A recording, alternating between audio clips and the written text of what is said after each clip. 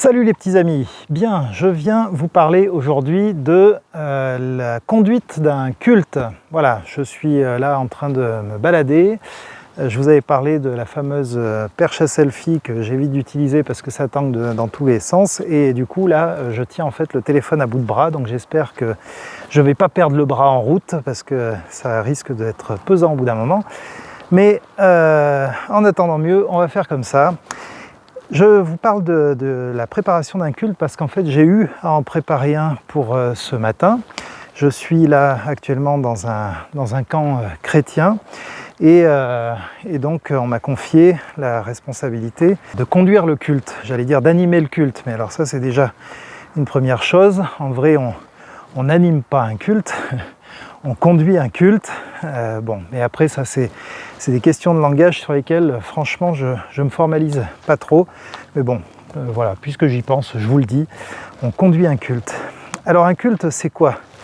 C'est un temps, alors dans le cadre de l'église, ou en tout cas dans le cadre où on se réunit à plusieurs, hein, c'est donc un temps communautaire, où on va donc adorer le Seigneur, on va pouvoir prier ensemble, avoir un temps de prière communautaire, et c'est un temps où on va pouvoir écouter sa parole. Donc il y a un temps de prédication normalement pendant les temps de culte. Donc on pourrait presque dire que c'est un temps de communion avec le Seigneur, un temps où nous on va lui parler, mais lui aussi il va s'adresser à nous. Donc il y a déjà une disposition de cœur à avoir, puisque il nous faut donc être ouvert à la possibilité d'entendre le Seigneur nous parler, et il faut avoir un cœur, je dirais, disposé à l'adoration. Mais c'est pas quelque chose qui se décrète, d'avoir un cœur disposé à l'adoration. Je crois que c'est quelque chose qui se prépare surtout, et d'où l'importance, je dirais, de préparer ce temps dans la prière, même si je ne vais pas développer là ce que ça veut dire que de préparer ce temps dans la prière, parce que je pense que en fait il n'y a pas une manière de prier, il y en a plusieurs, chacun a un petit peu sa manière de faire, mais en tout cas c'est un temps qu'on va préparer déjà avec le Seigneur. On va se laisser inspirer, guider, on va réfléchir au déroulé de ce culte en ayant bien conscience qu'en face de nous il y a une assemblée qui a des besoins, qui a une sensibilité, qui peut-être traverse des moments difficiles ou pas d'ailleurs. Peut-être qu'on est communautairement dans un moment doux et de joie, et que c'est ça qu'il nous faut accompagner. Bref, il faut être sensible un petit peu à toutes ces choses, prendre en compte toutes ces choses, prendre en compte aussi ce que le Seigneur nous met à cœur pour ce jour-là. Donc tout ça pour dire que c'est pas quelque chose qu'on prépare juste nous devant notre PC à réfléchir avec nous-mêmes. C'est quelque chose qu'on va réfléchir avec Dieu, quel que soit ce que ça veut dire en fait, et la manière, la forme que ça va prendre. Là je vais surtout m'attarder, je dirais, sur des points un peu techniques, pour si jamais vous avez jamais conduit un culte, ou si vous n'êtes pas forcément très habitué à la chose. Le culte de ce matin, j'ai dû le préparer en fait de la veille pour le lendemain, donc je l'ai préparé hier.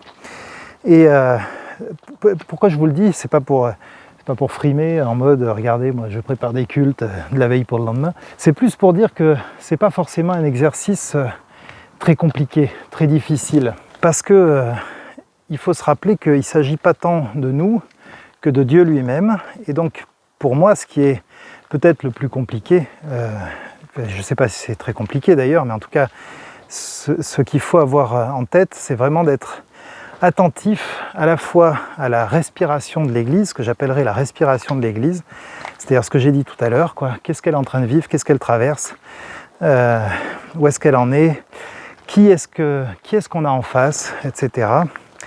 Être attentif aussi à sa respiration pendant le culte lui-même, c'est-à-dire, voilà, par exemple, il va y avoir un temps de prière, et en fait, les temps de prière se suivent et ne se ressemblent pas. Alors c'est vrai que souvent, on dit que Ce sont un peu toujours les mêmes personnes qui prient, parfois même toujours dans le même ordre. Mais en vrai, c'est pas toujours exactement comme ça que ça se passe. Parfois, il y a des surprises. Et donc, quand il y a des surprises, il faut oser aussi se laisser surprendre et se donner une certaine souplesse dans le déroulé du culte. Parce qu'il y a ce qu'on prépare, et puis ensuite, il y a ce qui se passe. Voilà. Et il peut y avoir des moments où on sent, pendant le culte lui-même, voilà, que là, l'Église, elle a besoin de prier. Ça se sent, je ne sais pas comment le dire autrement, mais ça se sent. On sent que, voilà, justement, il y a peut-être des gens qui d'habitude ne prient pas, qui là se mettent à prier. Et on sent qu'il y a cette dynamique là qui s'est installée.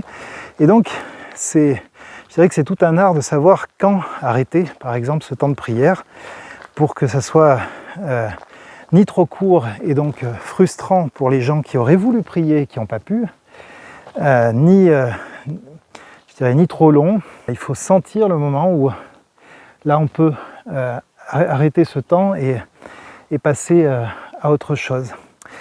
Donc pour moi c'est plus ça le travail du conducteur de culte. C'est presque plus important ça que d'arriver avec tout un truc bien préparé, bien ficelé, bien cadré dans tous les sens. Je répète régulièrement à ceux qui préparent le culte à l'église, et en particulier dans le temps de prière qui précède le culte, quand je vois que c'est un peu, voilà, qu'ils sont un peu stressés parce que peut-être que pendant la répète, il y a eu des accros, voilà, ça s'est pas passé tout à fait comme prévu, il y a un chant où ils n'ont pas trop réussi à le faire comme il faut, ou je sais pas quoi, où il y a eu un problème technique, des choses comme ça. Je répète souvent que à partir du moment où il y a des adorateurs, eh bien, on peut rendre un culte à Dieu. Vous voyez, je veux dire, qu'est-ce qui peut se passer de pire, quoi? De pire, je sais pas, la sono démarre pas, on n'arrive pas à projeter les chants et le prédicateur n'arrive pas. Est-ce que ça va nous empêcher de rendre un culte au Seigneur? Moi, je crois que ça ne nous empêchera pas. Ça ne nous empêchera pas, en fait, de rendre un culte, parce que là où il y a des adorateurs, il y a un culte qui peut être rendu. C'est aussi simple que ça. Et peut-être qu'on va chanter a cappella, peut-être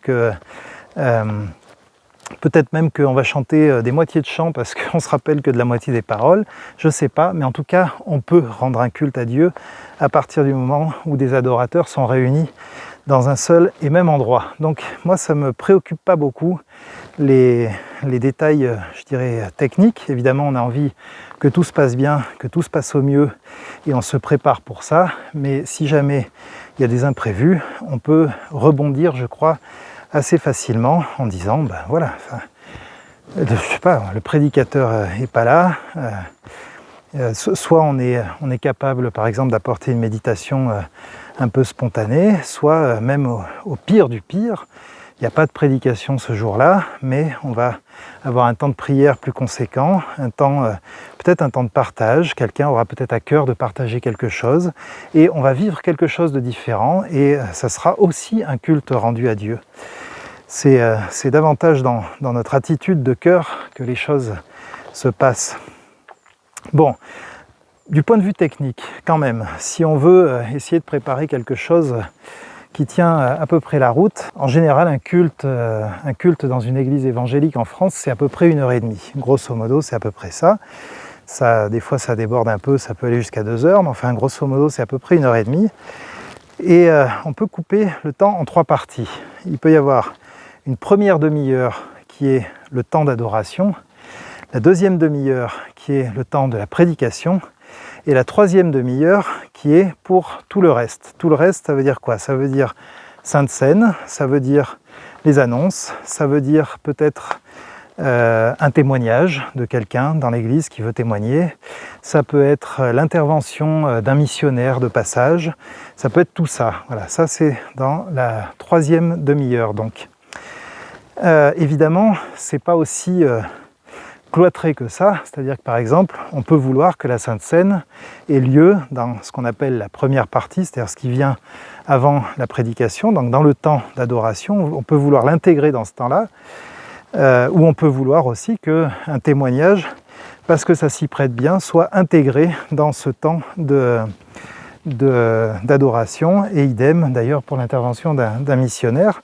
Donc dans ce cas-là, je veux dire mentalement, ce qu'on fait, c'est que, voilà, mettons la Sainte Seine, on la veut avant la prédication, ça veut dire qu'on va avoir une demi-heure de louange, il faut rajouter à ça 10 minutes ou un quart d'heure de Sainte Seine, qu'on va déduire du coup sur le temps de la dernière partie. C'est-à-dire que la dernière partie, elle ne va plus faire une demi-heure, évidemment, elle ne fera plus qu'un quart d'heure, et dans ce quart d'heure, il y aura donc les annonces, et le reste, il y a d'autres choses, et la bénédiction finale et tout ça. Voilà, donc on peut réadapter à peu près ça comme ça. Pour ce qui est du temps de louange et d'adoration, moi je compte à peu près 4 minutes par chant. Ça fonctionne plutôt bien. En général, les chants font moins que ça, font moins de 4 minutes. Mais d'abord, il y en a qui font un peu plus éventuellement. Ça dépend aussi des habitudes de votre église. Mais en plus, même quand ça fait moins, en vrai, il y a toujours un temps d'inertie, je dirais, entre deux chants où les musiciens se mettent un peu d'accord ou se réaccordent un peu. Ça s'enchaîne rarement comme ça, direct, en mode medley, quoi. Il y a un petit temps de latence. Et donc, grosso modo, 4 minutes, moi j'ai remarqué que ça fonctionne bien. Si je prévois 4 minutes pour chaque chant, quel que soit le chant, ça marche à peu près au niveau du timing. Un autre conseil que je peux donner sur les chants, c'est de plutôt en prévoir plus que moins. Ce matin, par exemple, j'avais prévu 8 chants sur la totalité du culte, étant entendu que les chants, ils ne sont pas tous concentrés sur la première demi-heure. Je crois que sur la première partie, il devait y en avoir peut-être 3 ou 4, à peu près la moitié. 4, je pense, ouais. Et suite à la prédication, il devait y en avoir encore 3, je pense. Je ne sais plus exactement comment c'était réparti, mais voilà, il peut y avoir un chant qui va venir clore le temps de prière, par exemple. Il peut y avoir un chant qui va venir en réponse à la prédication. Et puis il peut y avoir un chant de clôture du culte, juste avant la bénédiction finale, par exemple. Et donc j'en avais prévu 8, et en fait on n'en a chanté que 7. Pourquoi ? Parce que je regarde aussi, tout à l'heure je disais qu'il faut regarder aussi comment l'assemblée respire et comment le Seigneur nous guide tout au long du culte, parce qu'à la fin c'est quand même lui, en vrai, qui dirige l'assemblée, qui dirige le culte. En tout cas c'est comme ça que moi je le comprends, j'essaye d'être à son écoute à lui tout au long du culte. Et donc là, eh bien, je crois que c'est le temps de prière qui a duré effectivement un peu plus longtemps que ce que je supposais. Et donc j'ai décidé de supprimer un chant. Donc ça veut dire qu'il faut que l'équipe de louange soit aussi bien au fait et comprenne que effectivement elle va préparer peut-être plus de chants que ce qu'il va y avoir en réalité, parce qu'on a besoin de pouvoir s'adapter à la réalité de ce qui se vit sur le moment. Alors, donc du coup, voilà, là j'ai supprimé un chant en cours de route. Évidemment, ça, l'Assemblée ne le sait pas du tout. L'équipe de louange, elle s'en rend compte, mais l'Assemblée ne le sait pas, et elle n'a pas besoin de le savoir, en fait. Donc, toujours sur cette partie de la louange, comment est-ce qu'on bâtit cette partie ? Parce que finalement, celui qui conduit le culte, c'est peut-être là qu'il a le plus de travail. Ensuite, il y a une question de faire attention à ses enchaînements, mais lui, il va conduire essentiellement le moment de la louange. Et là, je dirais qu'il y a, grosso modo, il y a 2 écoles. Il y a ceux qui vraiment privilégient les chants, beaucoup de chants, voilà, qu'on va enchaîner les uns derrière les autres, presque sans interruption et presque sans ajouter quoi que ce soit au niveau de la parole, quoi. À part peut-être une prière entre 2 chants ou des choses comme ça, mais on va laisser la part belle à l'adoration, au chant. Donc ça, je dirais que c'est une école. Et puis il y a une autre école qui consiste à avoir une thématique déjà en tête, et une thématique qu'on va introduire du coup en parlant. Et voilà, en parlant, on va introduire cette thématique. On va l'introduire également en lisant des textes bibliques, peut-être un psaume par exemple. Voilà, on va s'appuyer là-dessus pour accompagner notre adoration. et notre louange. Alors, moi j'aime bien les deux en vrai. J'aime bien les deux. Sincèrement, j'ai pas un grand avis sur la question parce que j'apprécie les deux. C'est vrai que quand quelqu'un apporte quelque chose, c'est-à-dire une thématique, et puis qui va agrémenter ça d'un texte biblique, etc., ce qui est assez chouette, je trouve, c'est que ça apporte une couleur un peu différente au culte. Voilà, les cultes se suivent mais ne se ressemblent pas parce que la personne qui vient conduire le culte, il met sa touche d'une certaine manière. Il met quelque part ce que le Seigneur aussi lui a mis à cœur, autant dans le fond que sur la forme. Donc ça, je trouve que c'est intéressant à vivre, c'est assez chouette. Et le risque, quand on fait ça, c'est de faire une prédication avant la prédication. C'est assez compliqué. Je pense que sur cette première partie, sur ce temps d'adoration, c'est quand même important de rester sobre dans l'apport qu'on peut faire. Parce que vraiment, il faut que ça soit un support à l'adoration de l'Église. Donc de mon point de vue, c'est assez compliqué d'être ce support si on interrompt constamment l'adoration de l'Église par des apports personnels, des réflexions, et qui plus est, s'ils sont un peu trop longs, peuvent assez fortement ressembler à une première prédication avant qu'arrive la deuxième. Voilà. Mais ceci dit, cette mise en garde donnée, moi j'apprécie aussi quand les choses se passent comme ça, de la même façon que j'apprécie en fait quand on enchaîne effectivement les chants les uns derrière les autres et qu'on reste, je dirais, dans une attitude d'adoration ininterrompue pendant plusieurs chants et qu'ensuite on a un temps de prière communautaire. Donc, si vous voulez que j'entre dans quelque chose d'un tout petit peu plus concret, un culte classique, je dirais, ça pourrait commencer comme ça. On commence par souhaiter la bienvenue aux personnes. Peut-être on peut même avoir un genre de prélude musical. Ce matin, par exemple, j'ai mis une vidéo du groupe Antidote sur une thématique qui correspondait à la thématique du culte que j'avais préparé. Et on a juste projeté la vidéo. Et voilà, là c'est encore bruyant, les gens arrivent et tout, mais ils voient qu'il y a quelque chose qui est en train de se préparer, donc ils s'installent, ils commencent à s'installer. Peut-être juste dire ça, le premier chant, de mon point de vue, n'est pas fait pour ça. Le premier chant, c'est pas un chant de temporisation pour permettre aux gens en retard d'arriver et de s'installer. Voilà, je le dirais comme ça. Donc c'est pour ça que je me dis qu'un prélude musical, soit un chant projeté, comme je l'ai fait ce matin, soit de la musique, peut-être simplement faite au piano, permet peut-être ce temps-là, c'est-à-dire de dire, voilà, ça va commencer maintenant, il faut s'installer, il faut se préparer. À partir du moment où on y va, on est dans un temps d'adoration, et là on passe à autre chose. Donc, une fois que ce prélude est passé, on peut souhaiter la bienvenue aux personnes, peut-être expliquer un petit peu ce qui est proposé pour ce culte. Après ça dépend un peu du contexte. Quand c'est vraiment dans l'église locale, les gens le savent à peu près, c'est peut-être pas la peine de le rappeler. Mais là, par exemple, dans le cadre du camp où je me trouve, les gens ont des arrière-plans un peu différents. Il est possible qu'il y ait des gens qui n'ont même pas l'habitude d'aller à l'église le dimanche, je ne sais pas en fait, je ne sais pas ce qu'ils vivent exactement, tous ces gens-là. Et donc, simplement expliquer en quelques mots ce qu'on va vivre, ce qui va se passer, ça peut être intéressant. Et puis, moi j'aime bien là avoir une lecture biblique pour introduire le culte, pour nous faire entrer dans l'adoration.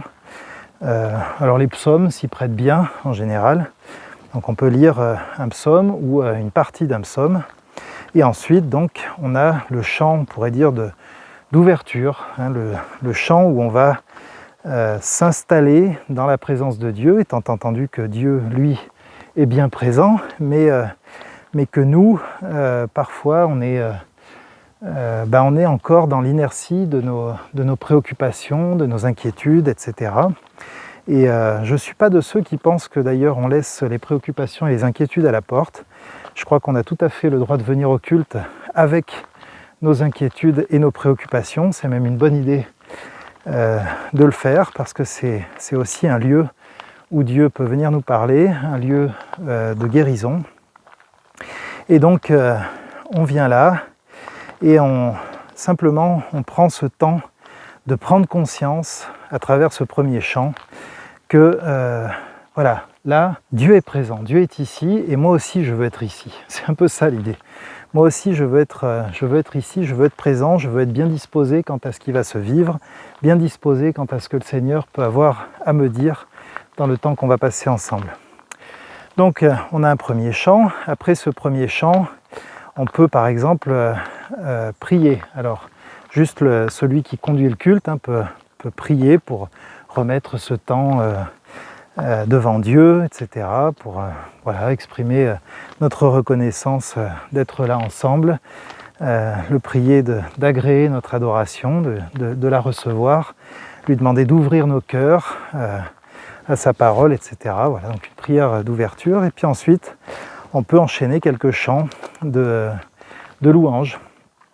Alors, moi là, je cède volontiers la main à ceux qui savent faire, parce que moi je ne suis pas musicien.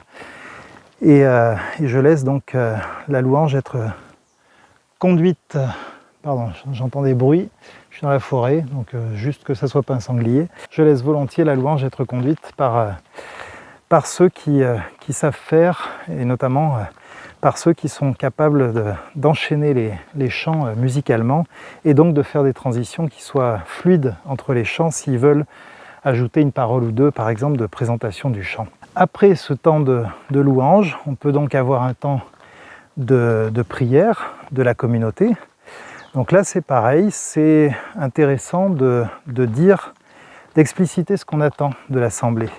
Est-ce qu'on attend des prières courtes? Est-ce que ça nous semble important pour que davantage de monde puisse s'exprimer? Est-ce que ce qu'on propose, c'est un temps de reconnaissance? Est-ce que ce qu'on propose, c'est un temps de repentance? Est-ce que ce qu'on propose, c'est un temps d'adoration où on dit au Seigneur, on loue le Seigneur pour ce qu'il est? Voilà, qu'est-ce qu'on propose? Donc ça peut être l'occasion là de l'expliciter. Est-ce que c'est un temps de prière absolument libre où les gens peuvent faire l'une ou l'autre de ces choses-là?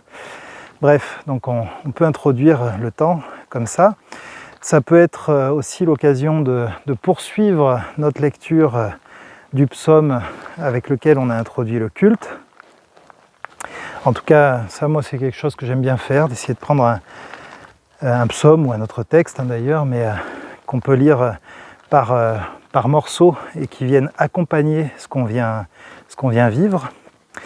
Et donc ensuite, après le temps de prière, il peut y avoir par exemple un autre chant. Et après cet autre chant, donc, la prédication. Alors, quelque part par là, en général, les enfants s'en vont aussi à l'école du dimanche, donc ça, il faut y penser. Souvent, c'est justement à la fin de l'adoration. Donc, il faut penser à faire sortir les enfants. Et là aussi, c'est sans doute pas mal de les faire sortir, non pas par la petite porte de derrière en catimini discrètement, mais au contraire ça peut être l'occasion aussi de prier pour eux, de les bénir aussi dans le temps qu'ils vont vivre, puisque chacun va recevoir maintenant l'enseignement de la parole de Dieu, les uns par leur moniteur de ce qu'on appelle en général l'école du dimanche, et puis les adultes par le biais du prédicateur de ce dimanche-là. Voilà, je crois que j'ai fait un petit peu le tour. Donc après, il y a le temps de la prédication. Après la prédication, il peut y avoir un temps de réponse par le biais d'un chant ou par la prière, ou par un temps de silence, pourquoi pas. Et ensuite viennent en général le temps des annonces, par exemple, ou peut-être la Sainte Seine, ça dépend comment vous avez organisé votre culte. Et donc les annonces et ensuite la bénédiction finale. Donc la bénédiction finale, moi j'ai pour habitude en tout cas de prendre un texte tiré de la Bible. Et ensuite, eh bien, on souhaite un bon dimanche à chacun. Et c'est fini. Voilà, je ne sais pas si ça vous aide beaucoup, toutes ces réflexions, mais c'est grosso modo comme ça que j'ai procédé ce matin. Et ma foi, ça s'est plutôt bien passé. Voilà. Donc, écoutez, bon courage si vous êtes dans la préparation d'un culte. Si vous avez des questions sur le sujet, n'hésitez pas à les mettre en commentaire sur la manière de procéder. Et je vous répondrai bien volontiers. Allez, à bientôt. Salut, salut.